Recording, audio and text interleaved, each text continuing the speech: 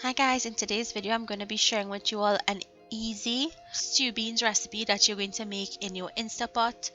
I'm using my SimPot Insta Pot today to make this recipe really easy and quick to put together.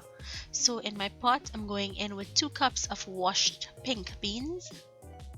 I'm going to grate in 2 cloves of garlic. Season with any all-purpose seasoning or complete seasoning that you like. Add salt to taste, and I'm going in with some chopped onions, some grated carrots, chopped tomatoes, and 4 cups of water.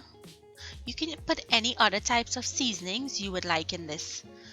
Cover, close, and turn on the machine. I'm going to put it to the bean or chili setting, and I'm just going to put that on.